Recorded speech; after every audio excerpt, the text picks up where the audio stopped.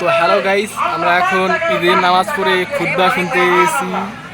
এই যে আমাদের ভাগ্না, আমাদের নাম্বার ওয়ান ওয়ান এন্টারটেনমেন্ট চ্যানেলের অনার। 5-6 মিনিট পর ইউটিউবের সাইড খালি হাতে বাড়ি থেকে আসতেছিলেন, বাজার থেকে যখন বের হতে শুরু হলো হঠাৎ করে একজন আল্লাহর বান্দা বলতেছে, নারী আমার কাছে একটা আঙুর আছে, তুমি যদি বাঁচতে চাও আমি দিয়া দিব।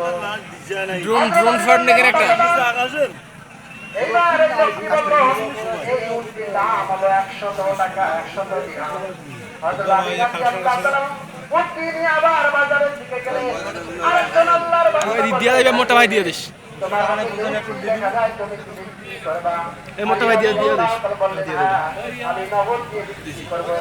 এইবার লোকটি বললো, তোমার হাতে যে উটটা দেখা যায় খুব সুন্দর, এই উটটি আমি তোমার 160 দিরহাম দিয়ে কিনে নিব বলে সুবহানাল্লাহ।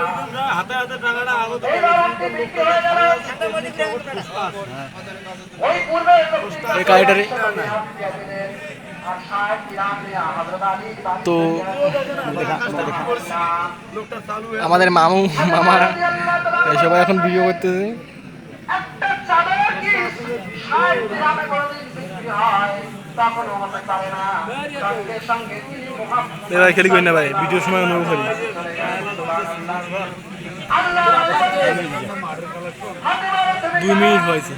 আলী রাদিয়াল্লাহু তাআলা আল্লাহর সঙ্গে ব্যবসা করেছেন। এটা দেখে দেখে আল্লাহ